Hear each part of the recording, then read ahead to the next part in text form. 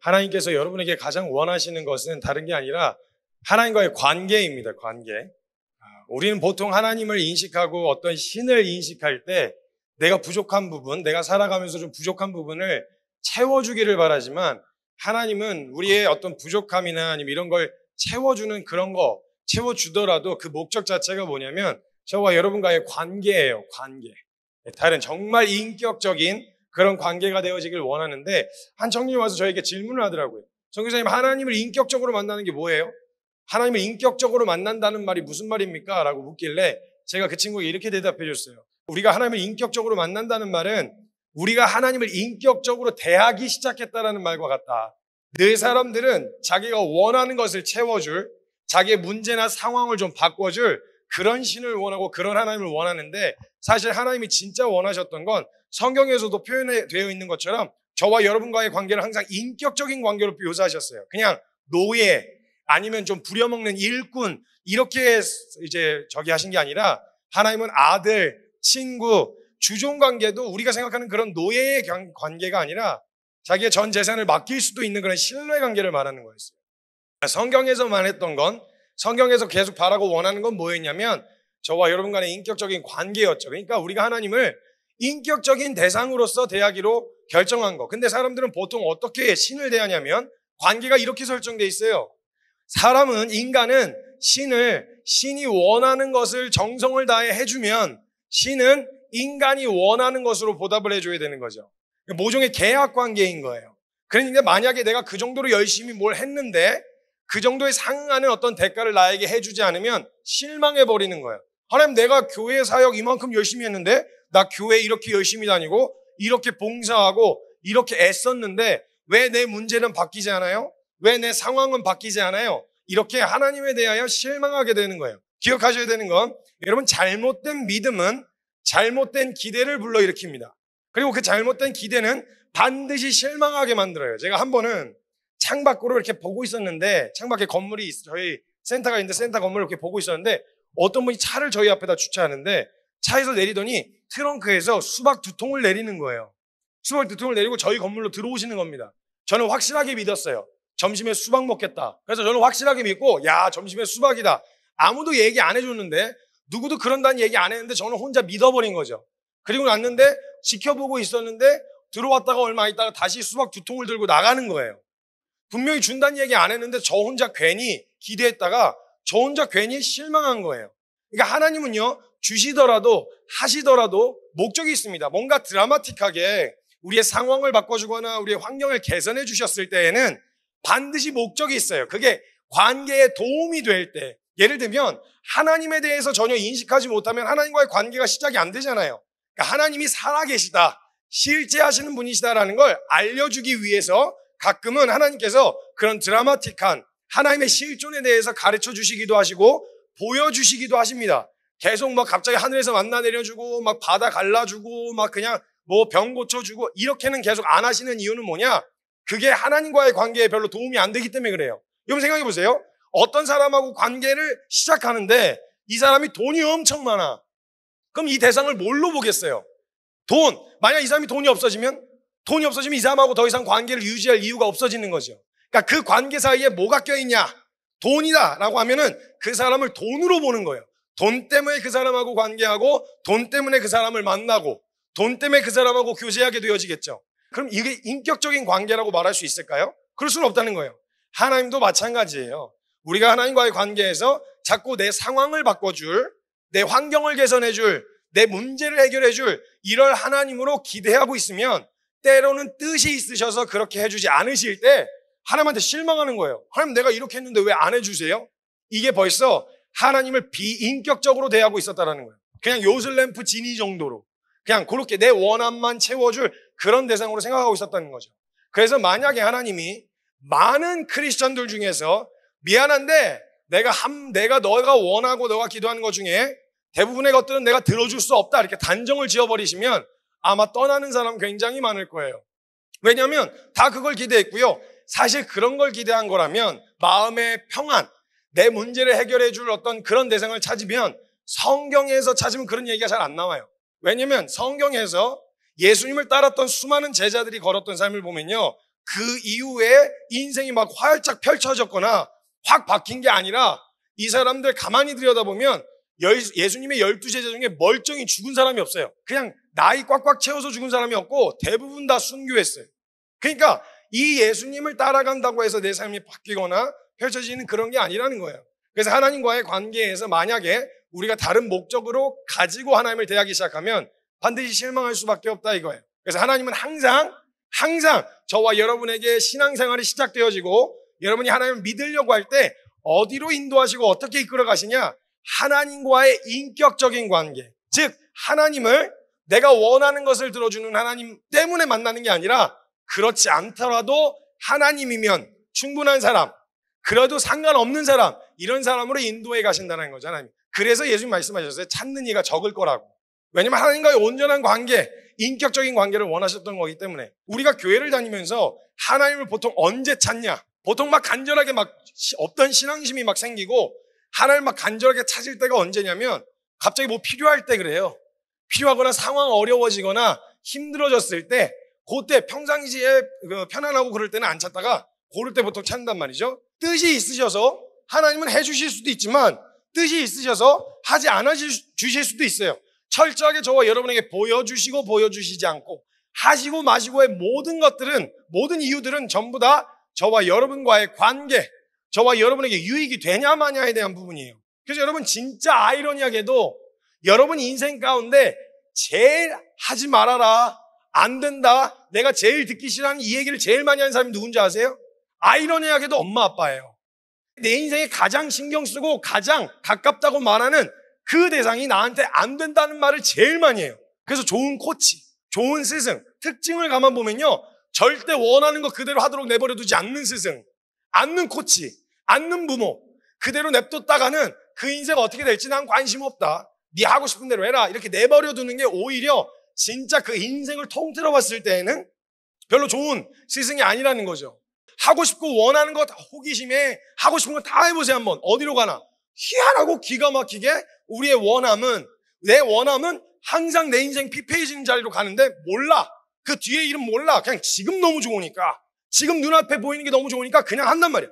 그거 주워 먹다 가다 보면 그 끝에 가면 내 인생이 굉장히 피폐해져 있는 거 발견하는 거예요. 이걸 아는 사람이라면 야, 그거 그렇게 가다가는 너 지금 느낌이 좋은 거 알겠어, 그게 너무 하고 싶은 것도 알겠어, 근데 너 그거 계속 지속하고 반복해 가다가는 너 인생이 나중에 책임져야 될 수많은 일들이 생긴다고. 그래서 하면 안 돼, 하지 마. 이 얘기가 많은, 성경에 많은 이유가 뭐냐? 저와 여러분을 인격적으로 생각하시기 때문에 그래요. 만약에 도구로 생각하는 거였으면 뭐 망가지면 새로운 도구 찾아서 쓰면 되지 뭐.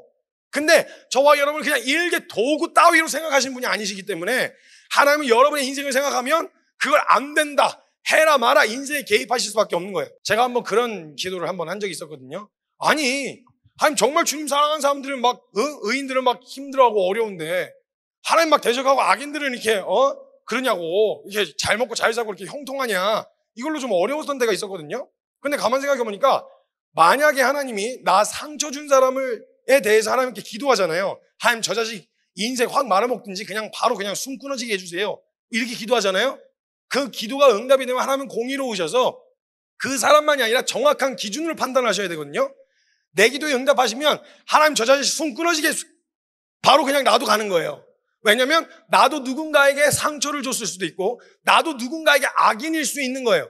그놈의 기도도 들어주셔야죠. 그러면 그러니까 만약 그에게 기회를 주신다는 건 나에게도 기회를 주신다는 거예요. 동일한 말로. 그러니까 이렇게 하나님의 완전한 공의로 봐야 되는데 다 자기 입장으로 이거 해결해 주세요, 이거 바꿔주세요, 이 문제 바꿔주세요, 이렇게만 기대하니까 하나님은 인격적으로 다가오지 않는 거죠.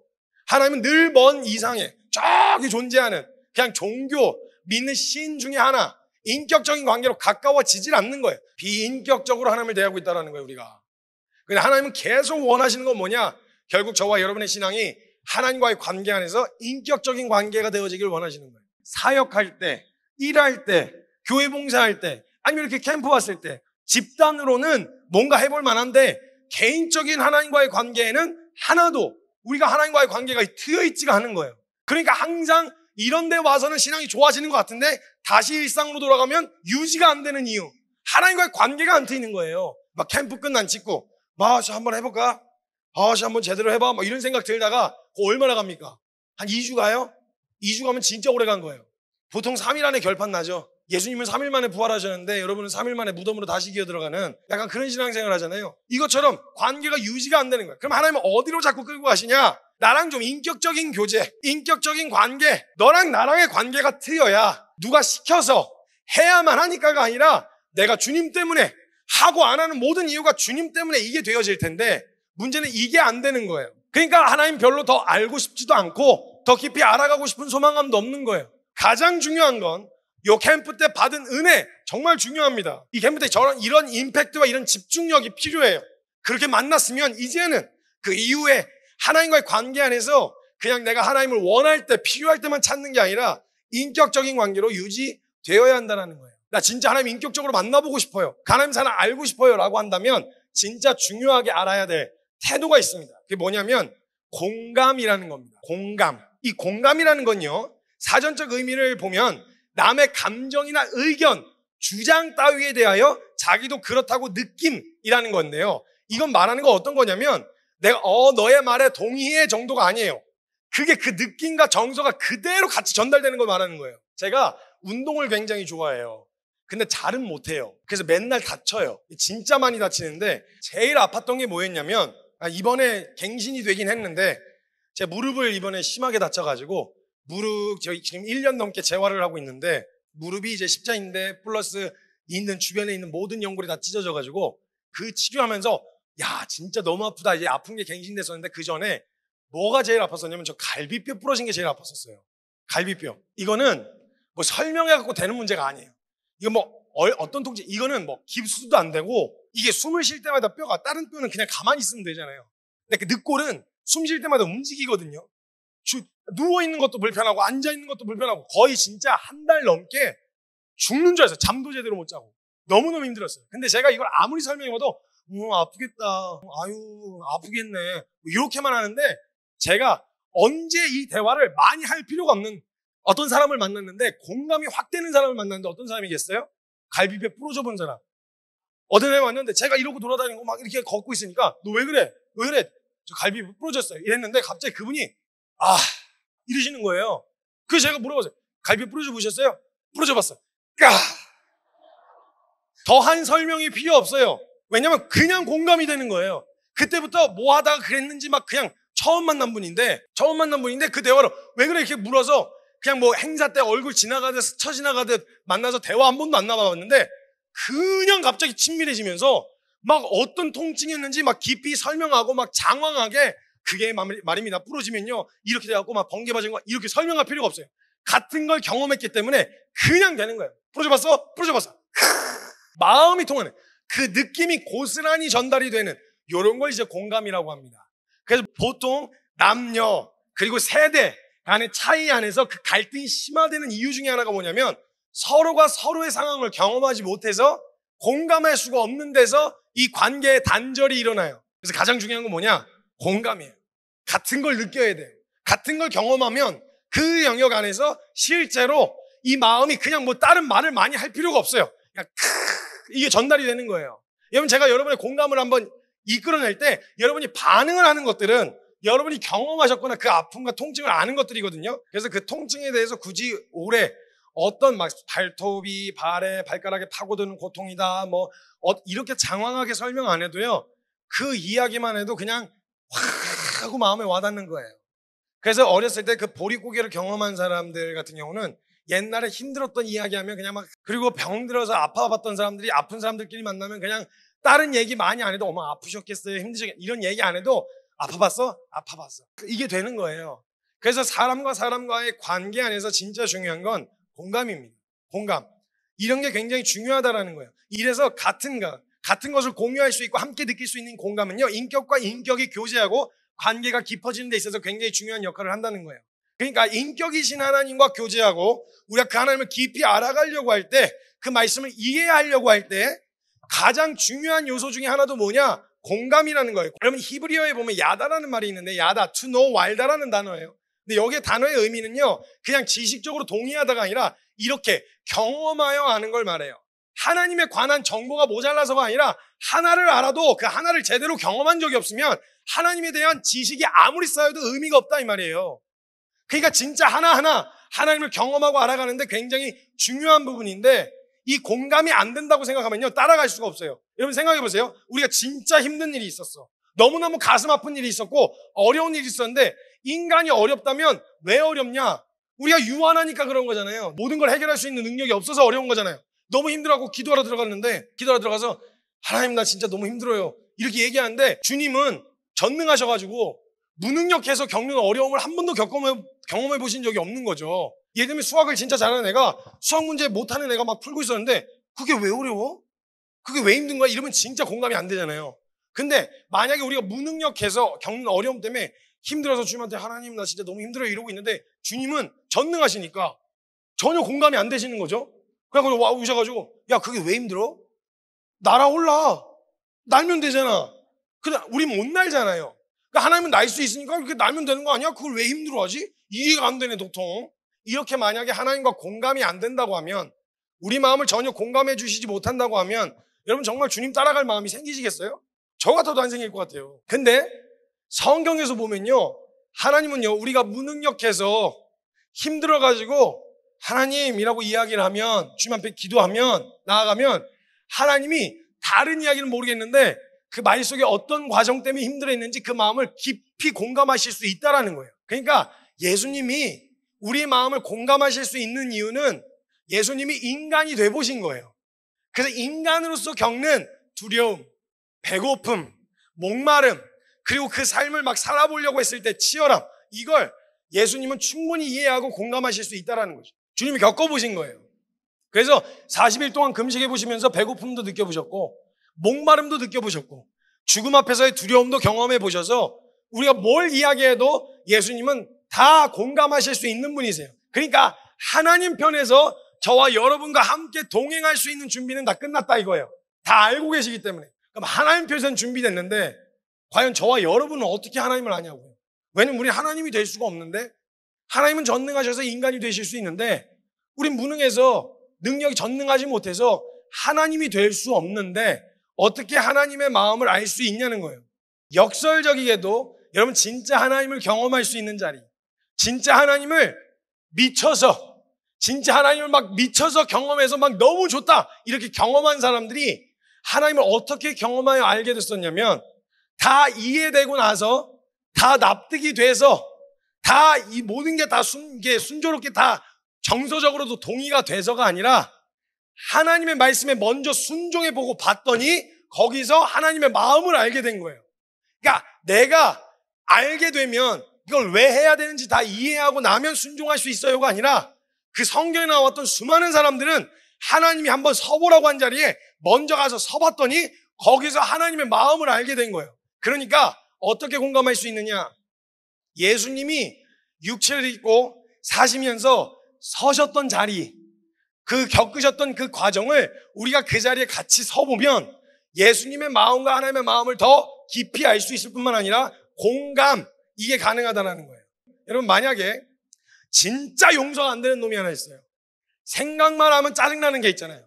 그 사람을 마음으로 용서를 하려고 마음만 먹어보세요. 그냥 다른 거 말고 용서해야지 라고 하면요 여러분 안에 벌써 용서를 안 하고 그냥 미워하면 모르겠는데 용서하려고 결정하는 순간 막 죽을 것 같아요. 도저히 용서 못하겠는 거 있죠. 도저히 용서 못하겠는 마음이 막 치밀어 오르면서 아 나 못하겠어요. 진짜 용서 못하겠어요. 이렇게 용서할 수 없는 자기를 발견하거든요. 근데 여기서 뭘 발견할 수 있는 줄 아세요? 진짜 용서할 수 없는 자를 용서하려고 해봤을 때 그때 그 자리에서 배울 수 있는 건 뭐냐? 진짜 용서할 수 없는 나를 용서하신 하나님의 마음을 알게 돼요. 저와 여러분이 어떤 용서를 받았는지 그 의미를 모르잖아요. 그럼 무슨 짓을 한 줄 아세요? 하나님 나 용서해 주셨잖아요. 죄 지으면 회개하면 용서받고 죄 지어서 회개하면 용서받고 그러니까 괜찮은 거 아니에요?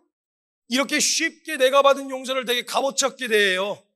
그래서 은혜라는 말 하나님이 다 용서해 주셨단 말로 제 하고 싶은 자리에 가놓고 어차피 회개하고 돌이키면 용서해 주실 텐데 뭐 이런 식으로 계속 가볍게 여긴다고요. 근데 여러분이 만약에 내가 받은 용서의 의미가 어떤 의미인지 알잖아요.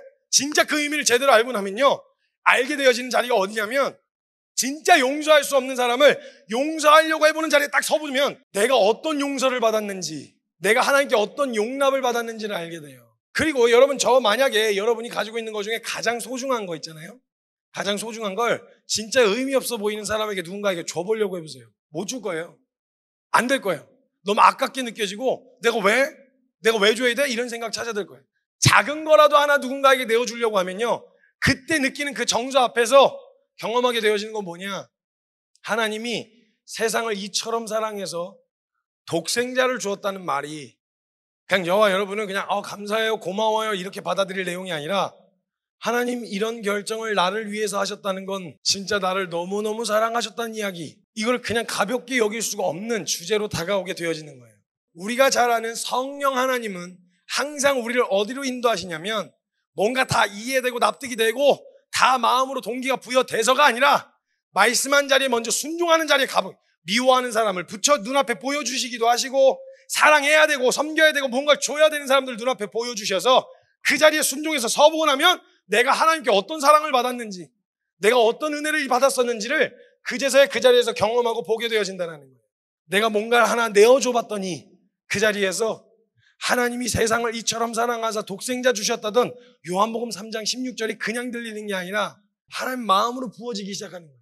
여러분, 이걸 경험한 사람은요, 뭘 해라 마라, 아니 뭐 돌아선다, 내가 끝까지 간다, 이런 얘기 할 필요가 없어요. 그 마음을 알고 있는 사람은 그냥 주님을 따라갈 수밖에 없게 되어지는 거예요. 여러분, 특별히 아브라함이라고 하는 사람이 있었습니다. 근데 하나님이 이 아브라함에게 하나님 마음을 좀 가르쳐주고 싶으셨어요. 그래서 아브라함에게 한 가지 명령을 내리시는데, 100살에 얻은 아들이 있었어요. 눈에 넣어도 아깝지 않은 아들. 저도 아들이 하나 있는데 이뻐 죽겠어요 그냥. 근데 그 100세에 얻은 아들을 제물로 바치라는 되도 않는 명령을 내리시는 거예요.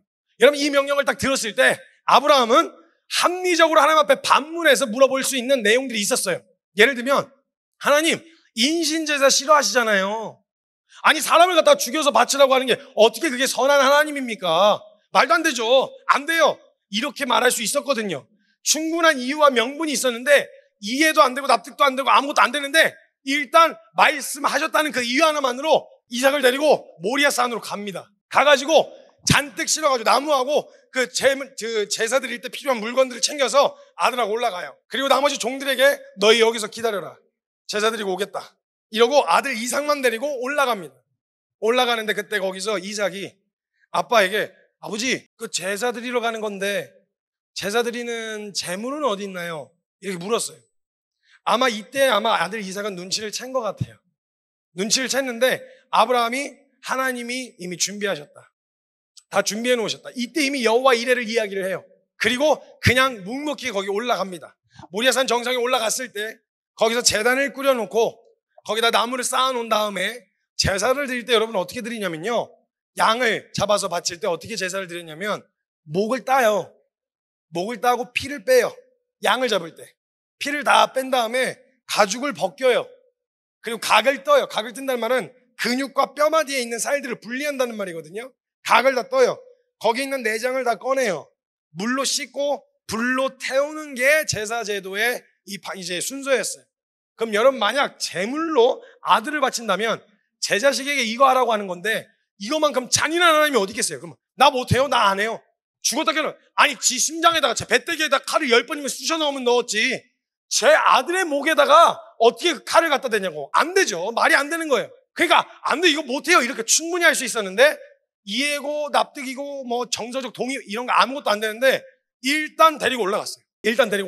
그리고 아브라함이 벌벌 떨리는 손으로 그 아들을 묶기 시작했어요. 근데 그때 그냥 아들 이삭이 순순히 묶이는 거예요. 아들 이삭도 알고 있었어요. 자기가 지금 제물로 바쳐진다는 이야기는 아버지가 항상 하나님께 드릴 제물을 고르는 과정을 아들 이삭은 지켜봤거든요. 가장 좋은 거, 가장 소중한 거, 하나님께 드리는 것을 고르기 위해서 얼마나 많은 시간 동안 관찰하고 흠없고 깨끗한 것들 중에서 가장 소중하고 가장 중요한 거, 좋은 거를 골라서 하나님께 드리는 걸, 그렇게 제사를 드리는 걸 아들 이삭은 지켜봤었단 말이에요. 그 아들의 손발을 묶고 제단 위에 올려놨습니다.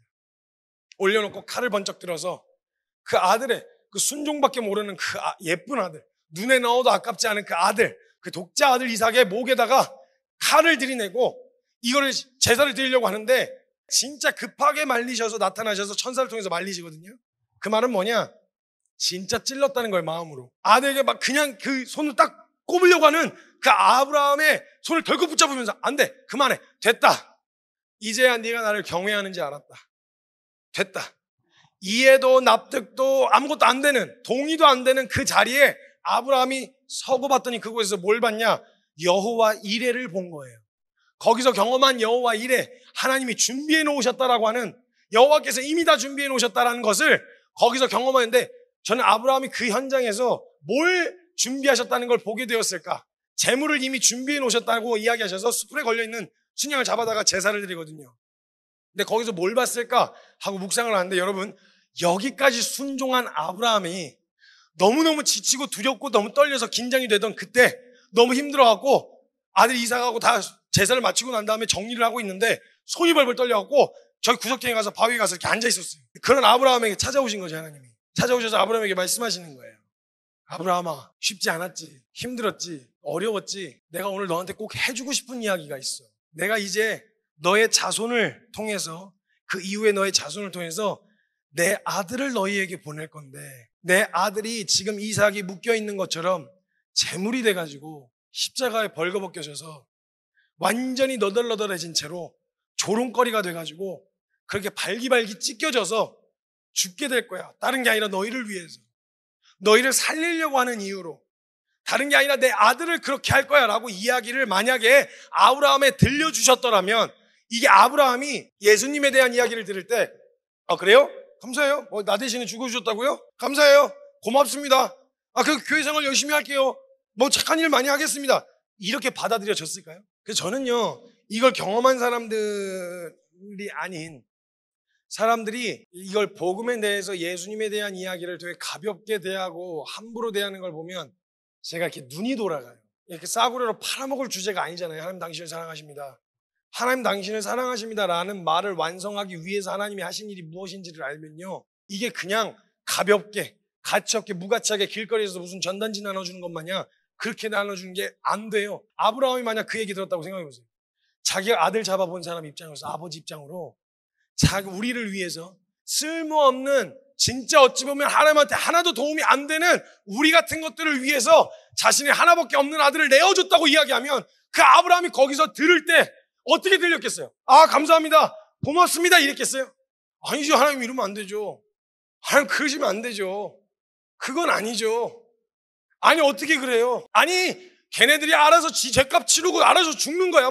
지네들 죄값대로 죽는 건데, 자기도 아들 잡아본 사람 입장으로서, 아비된 입장으로서 그 하나님 아버지의 마음이 이게 귓구멍으로, 요한복음 3장 16절의 이야기가 귓구멍으로 들렸겠어요? 그 마음에 쏟아져 부어져 들어오는 거예요. 그는 그 평생에 그 나그네, 의미 없어 보이는 나그네 같았던 삶을 그렇게 끝까지 살게 했던, 그 역사의 한 중심의 인물로서 살아가게 했던 이 이유는 저는 하나님 아버지의 마음을 알게 되었기 때문이라고 믿어요.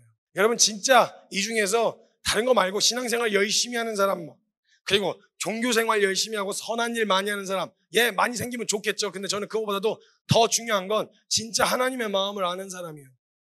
진짜 그 하나님의 마음을 공감해서 아는 사람. 그래서 다른 거 말고 하나님이 이걸 해야 되냐 말아야 되냐 이런 거 논쟁하는 게 아니라, 하나님 때문에 얼마든지 할 수 있는 그 하나님의 마음을 아는 사람들이 저는 이제 일어났으면 좋겠다는 마음이 있어요.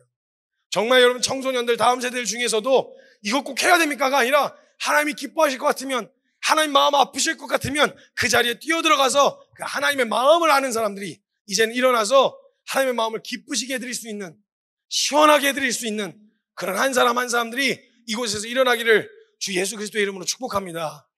우리 그렇게 하나님의 마음을 아는 사람이 됩시다.